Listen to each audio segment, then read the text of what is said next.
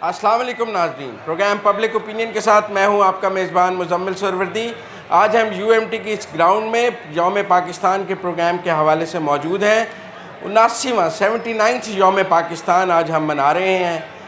करारदाद पाकिस्तान मंजूर हुई, हमारे बुज़ुर्गों ने पाकिस्तान का एक ख्वाब देखा, वो ख्वाब एक हकीकत बना और आज हम एक न्यूक्लियर पाकिस्तान हैं, दुनिया की एक बड़ी ताकत हैं। पाकिस्तान के हवाले से आज बात होगी। मेरे मेहमान मेरे साथ मोहम्मद अली दुरानी साहब मौजूद हैं जो पब्लिक ओपिनियन में हमारे साथ होते हैं। उसके साथ मेरे आज मेहमान नौजवान नस्ल के आइकॉन, स्ट्रगल की पाकिस्तान में नौजवानों के हर दिल अजीज़, राइटर हैं, शायर हैं, फ़िल्म में काम किया, टीवी में काम किया, म्यूज़िक कंपोजिंग की, पोइट्री की, अली ज़फ़र मेरे साथ आज मौजूद हैं। आप सबके पसंदीदा हर दिल अजीज़।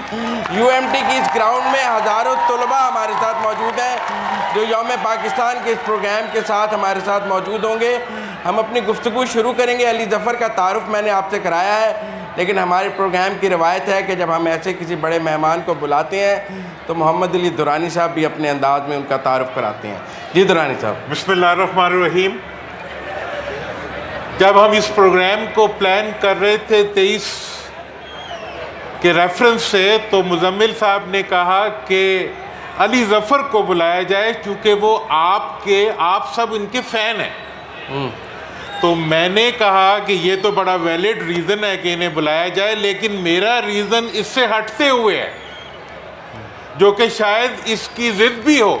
मैं इसलिए कहता हूँ कि अली ज़फ़र को बुलाएं क्योंकि इन्होंने पाकिस्तान के प्राइम मिनिस्टर की जो स्पीच थी उसको जब ट्वीट किया तो उसकी वजह से इनकी जो फ़ैन फॉलोइंग थी उस पर बहुत बड़ा दबाव आया किसी और मुल्क की तरफ से भी, लेकिन उसके बावजूद इन्होंने पाकिस्तान को ऑप्ट किया, बिज़नेस को पीछे किया।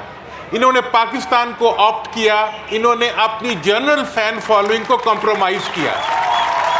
तो मैं आज पहला सवाल जो करना चाहूँगा अली से वो ये है कि यहाँ पर ये पहले रीज़न की वजह से आए हैं कि आप सब इनके फैंस हैं, या दूसरे रीज़न की वजह से आए हैं कि ये पाकिस्तान के सबसे बड़े फ़ैन हैं? जनाब। Thank you, Ryan sir, for the lovely introduction and thank you sir also. मेरे ख्याल में मैं दोनों रीज़न्स की वजह से आया हूँ सर। एक तो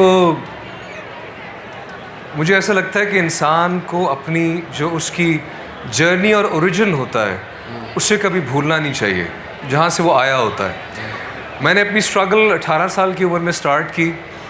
एक होटल की लॉबी में पोर्ट्रेट्स बनाना शुरू किया, वहाँ से आगे, और 5 साल लगे मुझे एक गाना और एक एल्बम बना के रिलीज़ करने के लिए। चूँकि माँ बाप दोनों प्रोफेसर थे तो एक ख्वाब था, एक ड्रीम था कि लोगों के लिए कुछ ऐसा बनाऊं कि लोगों को अपना फ़ैन बना पाऊं। वो ख्वाब जो पूरा हुआ वो उसकी ज़ात के बाद आप लोगों की वजह से पूरा हुआ। और पाकिस्तान ने मुझे जो इज़्ज़त दी, जो शोहरत दी, जो एक एहसास दिया, वो मैं लेके फिर पूरी दुनिया में चला। और मुझे लगता है कि जहाँ जहाँ मैंने दुनिया में काम किया, एक चीज़ मेरे दिल के बहुत करीब थी, एक सोच, वो ये थी कि मैं कभी भी कहीं भी अपने मुल्क का जो रुतबा है उसको नीचे नहीं, उसको ऊपर ही लेके जाऊँ। इसलिए मुझे जितने भी लोग हैं पाकिस्तान के, उनके साथ इंटरैक्ट करना, उनसे बात करना, स्पेशली यूथ के साथ सर, और अपना ग्रैटिट्यूड शो करना आप लोगों की तरफ बहुत अच्छा लगता है। दूसरी रीज़न कि मुझे लगता है कि जिन हालात में हम आज खड़े हैं उसमें एक यूनिफाइड, पर्सोनिफाइड, कलेक्टिव ओपिनियन और एक सोच का होना बहुत ज़रूरी है जिसमें हम एक हो जाएं। मेरा ऐसा बिलीफ है कि वैसे तमाम इंसानियत जो है वो पूरी दुनिया में वो एक है, बिकॉज़ वो रब्बुल आलमीन है, तमाम इंसानियत का रब है, और हर इंसान एक दूसरे से जुड़ा हुआ है एक तरीके से, जो तरीका उसने बनाया है। इसलिए किसी भी इंसान की जान हमारे लिए उतनी ही अजीज़ होनी चाहिए पूरी दुनिया में जितनी अपनी जान। और इसीलिए पूरी दुनिया में अमन होना और पीस होना बहुत ज़रूरी चीज़ है, and that is piece is the only thing worth fighting for. लेकिन हम जब पाकिस्तान की बात करते हैं तो यूथ मेरे साथ बैठी है आज, आप यूथ के ही को ही रिप्रेजेंट करते हैं। पाकिस्तान के मसाइल की बात की जाती है, कहते हैं, कोई कहते हैं मईशत मसला है, करप्शन मसला है, अमन मसला है, ये मसला है। आपको अगर मैं अली ज़फ़र से पूछूं कि पाकिस्तान का सबसे बड़ा मसला क्या है तो वो क्या समझता है? आप लोगों के ख्याल में पाकिस्तान का सबसे बड़ा मसला क्या है? हाँ, करप्शन किसी ने बोला, किसी ने कहा गुर्बत और तालीम। सर मेरे ख्याल में हमारा मसला ये रहा है कि यहाँ पे लीडरशिप का फुकदान in the past, I would say. कोई ऐसा एक कौम को या लोगों को एक ऐसा लीडर चाहिए होता है जिसका विजन जो अपनी कौम को आगे लेके जाता है और इकट्ठा आगे लेके जाता है सबको। वो एक बहुत लंबे अरसे तक लीडरशिप का फुकदान रहा। लीडर्स आए, अच्छे लीडर्स आए, लेकिन वो जो एक टाइम पीरियड रिक्वायर्ड होता है ना, एक चेंज लेके आने का या एक डायरेक्शन, वो आई थिंक हमारा काफ़ी बड़ा मसला रहा है। फिर फॉरेन इन्फ्लुएंसेस जो यहाँ पे रहे, पाकिस्तान को जिस तरह से इस्तेमाल किया गया वॉर्स के लिए और वो सारा, वो एक हमारा हिस्टोरिकली एक बड़ा मसला रहा है। हमें अपने इंटरेस्ट को देखते हुए डिसीजंस, आई फील, क्योंकि मैं पॉलिटिक्स का, मैं कोई पॉलिटिशियन नहीं हूँ, बट जो मेरी राय है वो ये कि हमने बहुत से केसेस में अपना इज्तिमाई इंटरेस्ट इस मुल्क का नहीं देखा जो हमें देखना चाहिए था। बहरहाल आई थिंक जो पास्ट में हुआ वो हो गया, लेकिन अब जो है we need, as I said, that unified एक सोच और अप्रोच है कि सबसे पहले पाकिस्तान का इंटरेस्ट किस चीज़ में, लॉन्ग रन में उसको। लोग नए पाकिस्तान की बात करते हैं, कहते हैं एक नया पाकिस्तान, लोगों को उम्मीद है नए पाकिस्तान के हवाले से। ये नया पाकिस्तान कौन बनाएगा? पाकिस्तान की मेजॉरिटी आबादी नौजवानों की है। वो कहते हैं दुनिया की सबसे बड़ी यूथ हमारे पास है। कुछ कहते हैं सियासतदान नया पाकिस्तान बनाएंगे, कुछ कहते हैं टेक्नोक्रेट नया पाकिस्तान बनाएंगे। अली ज़फ़र के ख़्याल में नया पाकिस्तान कौन बनाएगा जो हमारी उम्मीदों का पाकिस्तान है? देखें, ये रिस्पॉन्सिबिलिटी हर पाकिस्तानी के ऊपर है। हमारी एक ये भी एक सोच आपको मिलती है जब आप उसको परखते हैं कि हमारा कल्चर है कि हम चाहते हैं, ये समझते हैं कि कोई बाहर से या ऊपर से कोई मसीहा आएगा और हमारी सारी मुश्किलात का ऐसे करके जादू की छड़ी घुमाएगा और हल कर देगा। ऐसा होता नहीं है। हर इंसान पे, हर इंडिविजुअल पे, आप लोग जो यहाँ मौजूद हैं और सुन रहे हैं, आप सब की रिस्पॉन्सिबिलिटी है अपने ऊपर, अपने मुल्क के ऊपर, कि आपने जब यहाँ आए हैं, जब से पैदा हुए हैं और जो आपका सफ़र इस ज़िंदगी में, इस मुल्क के इस खित्ते में गुजरेगा, it is your responsibility that you leave this country and this world a better place than you found it in. वो करके जाएं जो हमेशा के लिए, ये ज़्यादा अरसे के लिए याद रहे लोगों को। एक सेल्फलेस लाइफ जिए, सेल्फिश लाइफ नहीं, अपने लिए नहीं, दूसरों के लिए साथ सोच के जिए, क्योंकि उससे जब आप दूसरों के लिए सोच के जीते हैं तो आपको ऑटोमेटिकली उसकी ज़ात आपको तो दे ही देती है जो आप डिज़र्व। दुरानी साहब, अली ज़फ़र कहते हैं एक तो लीडरशिप नहीं मिली, जैसी लीडरशिप नया पाकिस्तान बनाने के लिए उनका यूनिफाइड लीडरशिप, एक बड़ा लीडर नहीं मिल सका जो कौम को आगे लेके चल सके। आप तो वफाकी वज़ीर भी रहे हैं, हुकूमतों में रहे हैं, ईवानों में रहे हैं, अली ज़फ़र वहाँ नहीं रहे हैं। इसका सवाल इनसे बाद में करेंगे। आपको लगता है लीडरशिप का फुकदान रहा है पाकिस्तान में? मैं 70 सालों की बात करूं, 79 ईयर्स की बात करूं यौम पाकिस्तान के मौके पर, मेरे ख्याल में तो लीडरशिप के फुकदान से भी बड़ा एक और फुकदान भी पाया जाता है ज़फ़र, और वो ये है कि हमारे अवाम जो है वो तो मुल्क के लिए सोचते हैं और हमारे हुक्मरान जो हैं वो अपनी ज़ात के लिए सोचते हैं। हमारी लीडरशिप की क्वालिटीज़ हमारे अवाम में है और इस मुल्क को लूटने की अहलियत जो है इस मुल्क के हुक्मरानों में है। और जब इस मुल्क के हुक्मरानों ने इस मुल्क के अवाम के जज्बात, उनके मुस्तकबिल और उनकी ख्वाहिशात, उनकी तमन्नाएं, उनका ख्याल नहीं किया, तो उसके नतीजे में इस मुल्क को कमज़ोर से कमज़ोर तर कर दिया गया है। यकीनन इस मुल्क का मसला लीडरशिप भी, और मैं समझता हूँ कि इस मुल्क के 80% नौजवान जो हैं वो बेहतरीन लीडरशिप इस मुल्क को दे सकते हैं, लेकिन इन हकीकी लीडरों को आगे ना आने देने वाले भी तो वही हैं जो इक़्तिदार के ऐवानों पे काबिज़ हैं।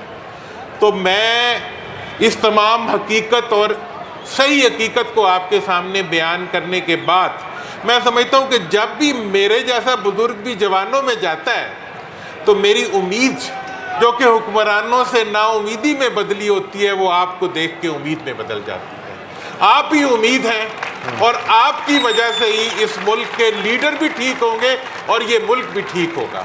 और ऐसे नौजवान जो आपके जज्बों को गरमाते हैं, इनकी वजह से हमारे दिल भी जवान हो जाते हैं। अल्लाह इन्हें ज़िंदगी दे और आपको खुश रखे। नाज़रीन, यहाँ वक्त हुआ है ब्रेक का। ब्रेक के बाद वापस आएंगे तो प्रोग्राम यहीं से दोबारा शुरू करेंगे।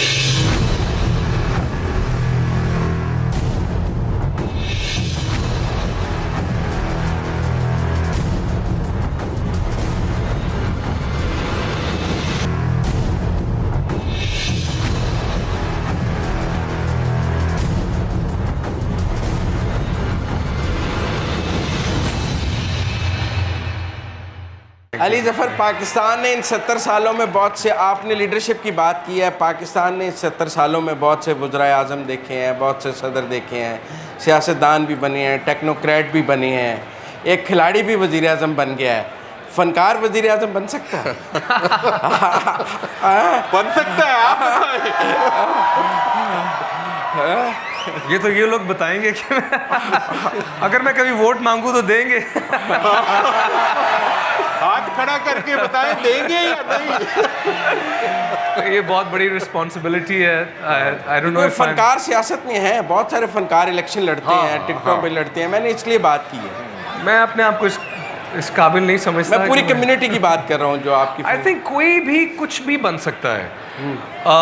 अगर आप फनकार हैं, देखिए फनकार क्या करता है। फनकार अपने फ़न के ज़रिए लोगों के दिलों तक पहुंचता है। हुक्मरान का काम है या लीडर का काम है, बल्कि हुक्मरान नहीं कहना चाहिए, खादिम, जो सर्वेंट है, जो गवर्नमेंट में होता है, वो एक्चुअली आवाम का सर्वेंट है। उसका काम है कि वो अपने काम के ज़रिए लोगों के दिलों तक पहुँचे, जो उसका काम है, क्योंकि हम अपने काम के ज़रिए पहुँचने की कोई। इसीलिए अब जो टाइम और इरा आया है जिसमें अवेयरनेस ज़्यादा है, जिसमें अंडरस्टैंडिंग ज़्यादा है, जिसमें यूथ को एक्सपोजर ज़्यादा है, मेरे ख़्याल में अवामुन्नास को बेवकूफ़ बनाना खासा मुश्किल हो चुका है। एक कहावत है कि you can fool all the people for some time and you can fool some people for all the time, but you can not fool all the people for all the time. तो जो सच्चा होता है, जो खरा होता है, जो काम करना चाहता है, वो लोगों को समझ आ जाती है। जो नहीं होता वो भी अल्टीमेटली लोगों को दिख जाता है कि क्या है। एंड आई होप कि जो हमारी नई लीडरशिप है, हमारे प्राइम मिनिस्टर इमरान खान साहब, मैं पर्टिकुलरली ये जो रिसेंट जो सर्कमस्टांसेस थे, इसमें उन्होंने जिस तरह से, मैंने इसलिए ट्वीट किया और इतना उनको सपोर्ट इंकरेज किया कि जिस तरह से, देखिए एक होता है लीडर, फिर एक होता है स्टेट्समैन, ह्यूमैनिटेरियन। जिस तरह इंसानी सतह पे उन्होंने एक बात की और जिस तरीके से बात की, उसमें बहुत एम्पैथी और इंसानियत नज़र आती है। एंड आई थिंक हम में सबसे ज़रूरी चीज़, जिसका एक और चीज़ का जो फुकदान है, वो है एम्पैथी, कंपैशन, यानी कि दूसरे इंसान का दर्द दिल में रखना। इकबाल ने कहा कि दर्द दिल के वास्ते पैदा किया इंसान को, वरना तात के लिए तो और भी थे करो बयां। तो दर्द दिल बहुत ज़रूरी है और उसका फुकदान थोड़ा है, लेकिन वो होना हमें आनी चाहिए, कंपैशन। सोशल मीडिया का दौर है, ये नौजवान सोशल मीडिया का नौजवान कहते हैं इनको। कल्चरल वॉर की भी बात की जाती है। आप भी इंडिया गए हैं, आपने वहाँ भी बात की है। कल्चरल इन्वेजन की बात की जाती है। एक सरहदों पर हिफाजत है, एक सकाफ़त की हिफाजत है। आप समझते हैं कि जो कल्चरल वॉर है वो पाकिस्तान अपनी उसकी हिफाजत कर रहा है, या कल्चरल इन्वेजन बहुत ज़्यादा हो गया पाकिस्तान में? क्योंकि आप फनकार हैं, आप इसको फील करते हो। जहाँ तक सर कल्चर की बात है, दुनिया ग्लोबल हो चुकी है। अब डिफरेंट ममालिक के कल्चर्स, उनके गाने, उनका फ़न, उनकी थॉट्स एक दूसरे तक बड़ी आराम से पहुंच जाती है।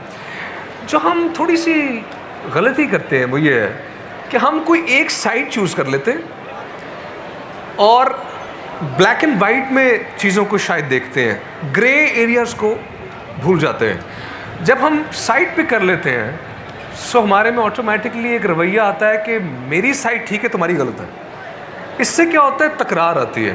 दुरानी साहब, आप तो फिफ्थ जनरेशन वॉर की बहुत बात करते हैं मेरे साथ प्रोग्राम में और कहते हैं कि फिफ्थ जनरेशन वॉर चल रही है।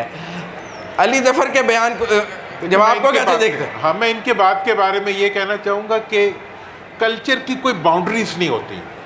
कल्चरल इन्वेजन को फौजें नहीं रोक सकती, और सच जो होता है वो सबसे बड़ा हक होता है। इस वक्त जो हमारे हमसाया मुल्क के साथ हमारी टेंशन पैदा हुई है, उसमें पाकिस्तान ने ऑप्ट किया अमन के लिए, उधर की लीडरशिप ने ऑप्ट किया जंग के लिए। आप और तारीख इस बात को साबित करेगी कि एक दिन वहाँ के अवाम भी यही कहेंगे जो आज पाकिस्तान के अवाम कहते हैं कि हमें इस खित्ते में अमन चाहिए, हमें तरक्की चाहिए, हमें तालीम चाहिए, हमें खुशहाली चाहिए। और वो लोग जो मुल्कों के दरमियान दीवारें खड़ी करके अपनी सियासत की और अपनी नफ़रत की इमारतें तामीर करने की कोशिश करते हैं, वो तारीख़ में मिट जाते हैं। और वो कौमें और वो अफराद जो मोहब्बत को, अमन को और आश्ती को फ़रोग़ देती हैं, वो हमेशा ज़िंदा रहती हैं। हमारा अमन का स्टांस है, और एक दिन आएगा कि आपके इंडिया में रहने वाले जो फैंस हैं वो आपसे ज़्यादा प्यार करेंगे कि उस वक्त भी आपने हक बात कही थी, जब उनके मुल्क के अंदर एक नफ़रत की फ़िज़ाएँ पैदा की जा रही हैं। Thank you sir. मेरा ये रहता है कि इंसान, you should stand on the right, try and stand on the right side of history. History will always remember people who loved. तो उन लोगों को देखें, उन लीडर्स को देखें जो मोहब्बत की बात करते हैं, प्यार की बात करते हैं, अमन की बात करते हैं, दिलों को मिलाने की बात करते हैं। अवाम आपको सुनने आते हैं, आपके ख्याल में आपकी आवाज़ ज़्यादा अच्छी है या आपका दिल ज़्यादा अच्छा है? आपकी आवाज़ को लोग सुनने आते हैं या आपके दिल में आने वालों की जो मोहब्बत और रिस्पेक्ट है उसको ज़्यादा वैल्यू करते हैं? ये तो आप लोग ही बता सकते हैं, आवाज़ के दिल कि दोनों। चलो फिर आपको एक दिल से गाना सुना देता हूँ।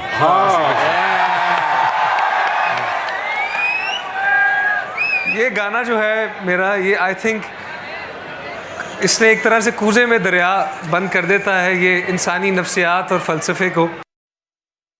चल दिल मेरे छोड़ ये फेरे, ये दुनिया झूठी लोग लुटेरे। चल दिल मेरे छोड़ ये फेरे, ये दुनिया झूठी लोग लुटेरे।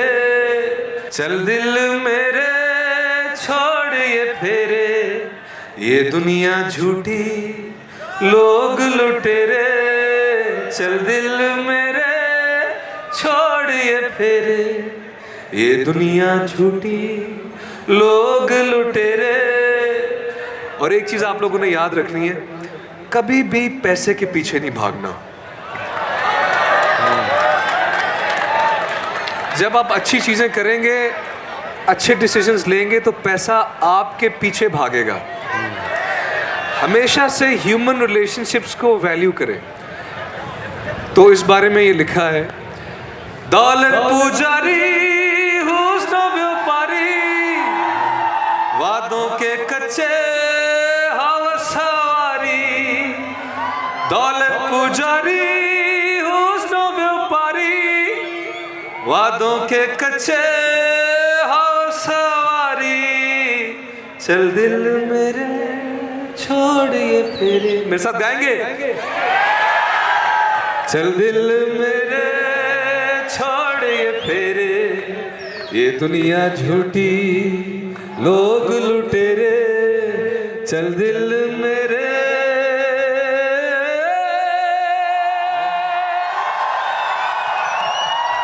नौजवानों से भी जान लें कि वो आपसे क्या पूछना चाहते हैं। ऐसे सब कहेंगे कि मुजम्मिल सरवर्दी और मोहम्मद अली दुरानी सारे सवाल कर गए। तो अगर स्टूडेंट्स में से हम माइक ओपन करते हैं, कोई सवाल करना चाहें, खड़े हो जाइए। फ्रंट पे लड़की खड़ी हुई है, रिसेंटली 8 मार्च को औरत मार्च हुआ है जिसके ऊपर बहुत कंट्रोवर्सी चल रही है, जिसके प्ले कार्ड्स पे बहुत डिबेट हो रही है। आप उन प्ले कार्ड्स के एग्री करते हैं या नहीं? हाँ ठीक जी, देखिए, सबसे पहले तो मैं ये समझता हूँ कि मैं किसी चीज़ का जज नहीं हूँ। मेरे पास कोई राइट नहीं है कि मैं किसी मूवमेंट को या उसके पीछे जो नियत है उसको जज करूं। मेरा अपना जो एक ज़ाती ओपिनियन है which is open to debate and discussion, वो ये है कि देखिए इसके पीछे इंटेंशन क्या थी, इसके पीछे एक स्पिरिट क्या थी। वो ये है, और ये कहाँ से आ रही है चीज़, कि बहुत अरसे से, बहुत सालों से औरतों के साथ जो उनके राइट्स है और उनका जो मकाम होना चाहिए सोसाइटी में, उनको दबा के रखा गया है। मर्द का ज़्यादा मर्जी चलती है और उसकी बात सुनी जाती है, लेकिन औरत की जो आवाज़ है और उसकी जो तमन्नाएं हैं, उसकी भी, जिस तरह औरत की भी ड्रीम्स होती हैं, औरत की भी एम्बिशंस होती हैं जैसे मर्द की होती हैं, तो they also need a voice. तो ये इसलिए ये चीज़, और हमें उनको समझना चाहिए कि औरतों के मसाइल क्या हैं, और मर्द होने के नाते हमारा ये जिम्मेदारी बनती है कि हम औरतों को बराबर का शहरी और बराबर का दर्जा दें, और कई मामलात में हमसे ज़्यादा सुपीरियर। लेकिन जो अब मैंने पहले ये कहा कि हम चीज़ों को ब्लैक एंड वाइट में कर लेते हैं कि या तो आप किसी मार्च के साथ हैं या नहीं है। ऐसा नहीं होता। हर चीज़ में कुछ पॉजिटिव एस्पेक्ट्स होते हैं और बाज़ औक़ात कुछ चीज़ें हो जाती हैं जो अगर किसी के ख्याल में नहीं होनी चाहिए, तो उस पर अच्छी तरह से प्यार मोहब्बत से डिस्कशन करके एक बैलेंस क्रिएट करना चाहिए, which is why I keep saying balance is the most important thing. इसमें मैं एक चीज़ ऐड करना चाहूँगा, वो ये है कि जो सोसाइटी है, माशरा है, उसमें औरत की हैसियत वाकई उसको दिलवाने के लिए बहुत जद्दोजहद की अभी ज़रूरत है। लेकिन एक मुआशरा घर के अंदर भी होता है, उसमें मर्द को भी किसी ताउन की जरूरत है। जी, आगे जो सवाल करना चाहें, नाम बताएं अपना। सर, मेरा नाम मोहम्मद नुमान नासिर है, और मेरा क्वेश्चन ये है सर कि जैसे पाकिस्तानी एक्टर्स हैं वो इंडिया में जाके काम करते हैं, तो आपको लगता है कि कहीं ना कहीं वो अपने रोल को, अपनी इंटेग्रिटी को कॉम्प्रोमाइज़ करते हैं सिर्फ इसलिए कि उनके ऊपर एक इंडिया का टैग लग जाए?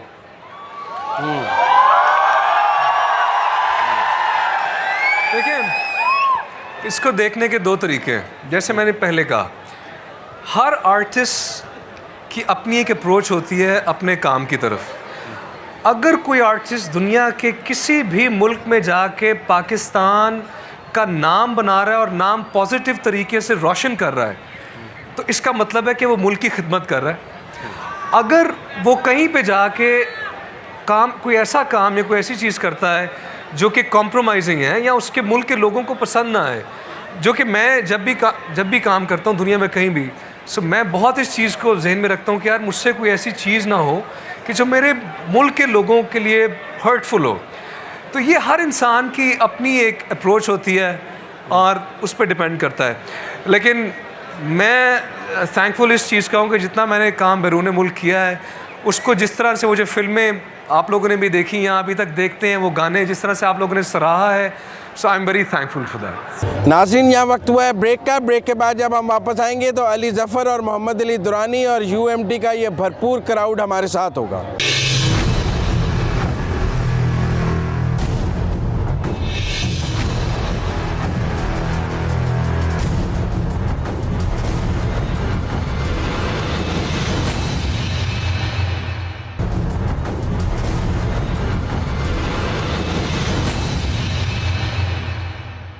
ये पाकिस्तान का मुस्तकबिल बैठा है, इनको क्या मैसेज देंगे, पैगाम क्या है? एक सवाल आया कि इंडिया की तरफ, फ़िल्म की तरफ, कुछ पाकिस्तान की फ़िल्म की भी बात की जाती है।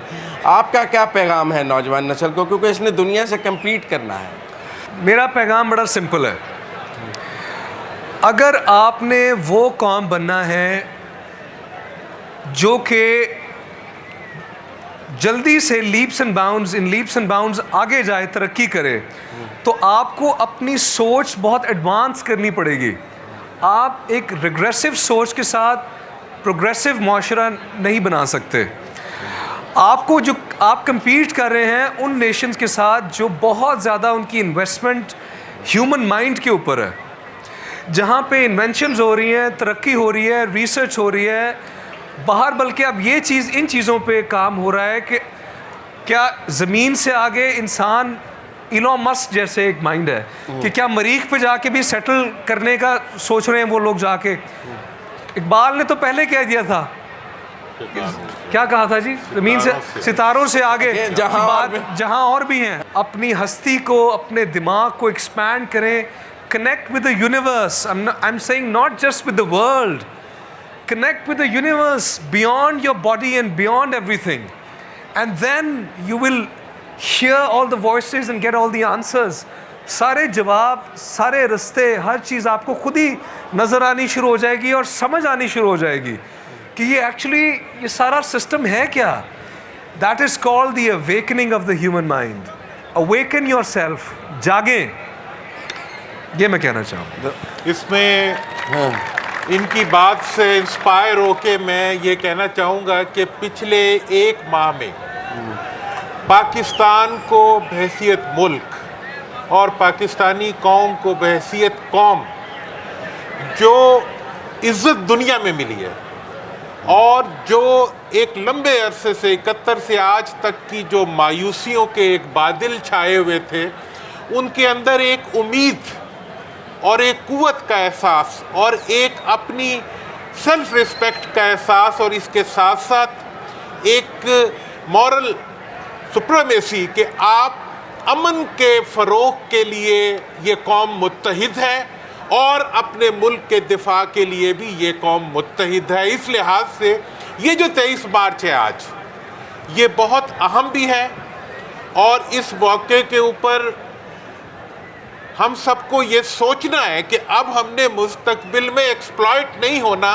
बल्कि हमने अपने मुल्क को तामीर करना है। और पाकिस्तान की एयरफोर्स, पाकिस्तान की फ़ौज और पाकिस्तान के अवाम और पाकिस्तान की लीडरशिप, उन्होंने इस छोटे से अरसे में पिछले 1-1.5 महीने के अंदर पूरी दुनिया के ऊपर अपनी हैसियत का, अपनी फ़हम का और अपनी अक्ल की धाक बिठाई है, जिसके लिए आप मुबारकबाद के। आगे सवाल अब जी, कौन सवाल करना चाहेगा?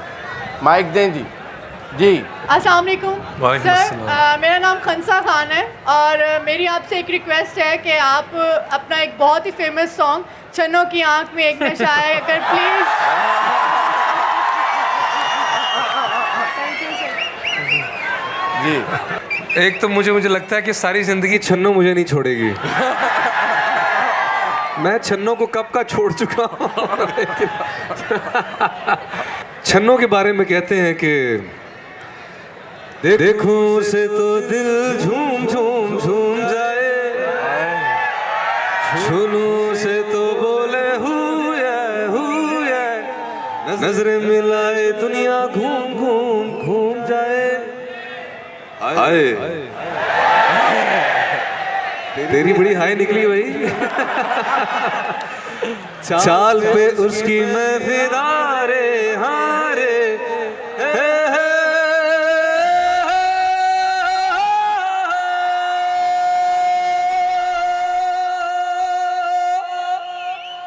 छन्नों की आँख में एक नशा है, गाल पे उसके दिल का निशान है, इस पे फिर उसकी ओ दिल ले, ये दिल बोले। मैं इनको नई छन्नो दे रहा हूँ, ये मुल्क पाकिस्तान अब आपकी छन्नो बनेगा। चूंकि कबूल है, कबूल है, कबूल है। ये 23 मार्च बहुत इम्पोर्टेंट है और आप इसको समझें कि ये क्यों इम्पोर्टेंट है। जिस दिन और जिस सोच की इस दिन पे बुनियाद रखी गई थी, it is time to manifest it to its peak. इस वक्त अगर हम एक रेजोल्यूशन अपने लिए इनफरादी तौर पे और इज्तिमाई तौर पे नहीं बनाएंगे और नहीं इस चीज़ का फ़ैसला करेंगे कि हमें किस तरह का पाकिस्तान चाहिए, तो आगे आप लोग फिर हम उसी भंवर में फंसे रहेंगे। सो हम कुछ चीज़ों पे एक आवाज़ हो जाएं। क्या हम सब लोग, चाहे वो पंजाबी है, बलोची है, पख्तूनख्वा से है या सिंधी है, कश्मीरी, फाटा से जो भी है, क्या हम सब लोग एक हैं? क्या हम सब एक इस सोच पे हैं कि हमें एक अमन वाला पाकिस्तान चाहिए, पीसफुल पाकिस्तान? क्या हम मिल के आगे जाना चाहते हैं? तो फिर मेरे साथ मिल के ये गाना गाएंगे जो कि है जान दे देंगे तेरे लिए। Thank you. जिंदाबाद का एक नारा लगाएं सब मिलके हमारे साथ जो आज की रात है, मैं उम्मीद करता हूं आप सब लोगों को याद रहेगी। अब हमने मिलके दुनिया को दिखाना है, जो हमने आज बातें की हैं कि किस तरह हम इकट्ठे हैं और पाकिस्तान हमारे लिए क्या है। ये नारा बहुत दूर तक जाना चाहिए। पाकिस्तान जिंदाबाद, पाकिस्तान जिंदाबाद, पाकिस्तान। जिंदाबाद। खुदा आपको खुश रखे। Thank you.